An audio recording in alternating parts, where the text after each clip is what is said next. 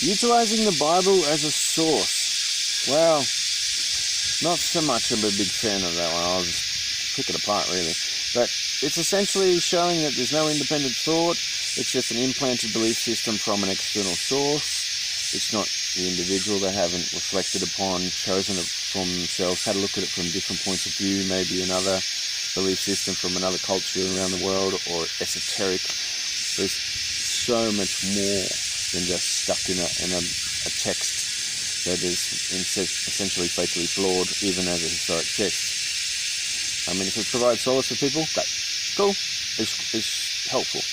But for those who are seeking more, it's a very basic start that we kind of want to leave behind, because one is simply unable to perceive the deeper meanings until they have their kundalini raised to awaken the fire of the Pentecost popped up with the Holy Spirit coming.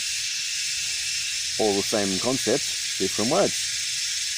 So most of these religious groups are all the same concept, based on money and power and control, but they just use different words. There's always more and deeper meanings in each tradition. So even if you're in the Christian tradition using the Bible, then have a look at esoteric training. There's more. Scientology has more. If that's a stepping stone. Maybe for hermetism. Western hermetism is a fantastic thing to study as well. Yeah.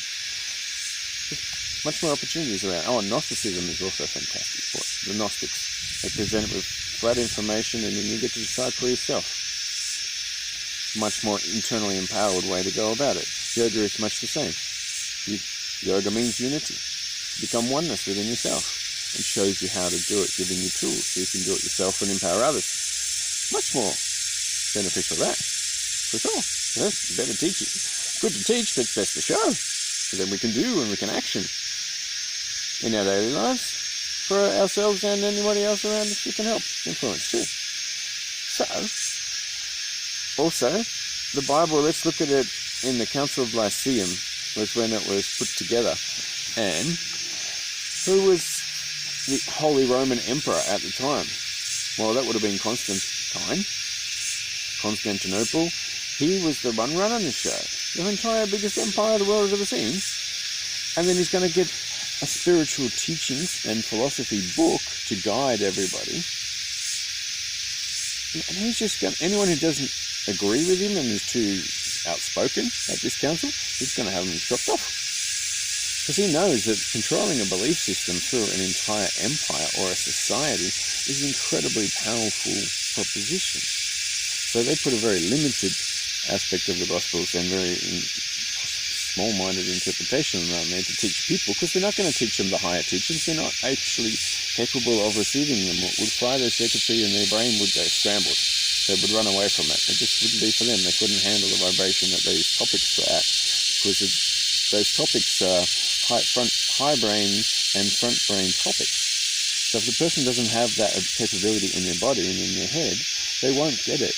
Or they will think they will, but they've misinterpreted it through their body because they're not in very good condition with their nervous system and thought patterns are going everywhere. We call that the ether element in Ayurveda. So if it's dirty and heavy and dull and dense, especially in the large intestine, where all the heavy metals and all the gunk and all the density in the human body and the waste goes to, it becomes a toxic waste dump. So these are the people who are in the army and the military, and the most militant faction at the time was influencing our spiritual book that so many hold as the number one text to learn from. Well, the intention at the time was money, power, and control. Does that represent the matrix of our society, or our Western society we see today as well? It's very similar. Same concepts, different terminology. There's a lot of that. They call it propaganda or influence, because if you can influence a belief system, people will think the way you tell them. How many times has someone watched an opinion, had their entire opinion was based on a talkback radio show or something someone else told them? They never actually they don't have the ability to do independent thought. It's completely impossible, because they don't have the brain capacity or a good body and gut to be able to acquire that function and use it and understand it properly. It doesn't happen. So that's for the eyes that we're looking through this guilt and shame in our subconscious body over religion and empires and money and power and control. And that's just not beneficial for anybody. It's like having Joseph Stalin as your spiritual teachings and idolizing it. That's like worshipping a false idol, and to the biggest degree, most dramatic. People need to get dramatic because they're dense and they're low, and they need to have shock tactics to actually get their attention. Because they're very dense, and those are the emotions that stimulate the nervous system. So like horror movies and scary films and dramatic things like guilt and shame. You can tell that's what the density they're dealing with. That's what all mental disease is heavy metals in the large intestine. It's very dense thoughts, dense emotions. All fits in, right? So these are the people that we're deciding the content in the Gospels in the Bible, and it was a very small-minded, small number, and made very similar in each of the interpretations. So people didn't think that the thinking patterns were kept small, rather than being open to the crown and the universe, which has infinite amount of wisdom and information to you at any time. But you've got to have crown open. It's not easy to do, but the rewards are fantastic. And going along the way to get there, you get more energy every single time. Right. So you don't need to know everything. You just need to know nothing and get to stillness, and then you can know everything because it comes to you in the present moment, like a channel. Because your nervous system is clean and clear. And yoga's fantastic for that. Herbalism, detoxing, lots of good stuff. So, the Bible as a spiritual source doesn't stand up, really, does it? So many ways you can look at it. It just doesn't have the intention. It's not loving. It's not for individual empowerment. It's not for spiritual development. It's just for a limiting belief system. And they don't even know how the universal Jesus works anyway. So, because that's another video I've got on the other one. But essentially, it's an energy or a vibrational level.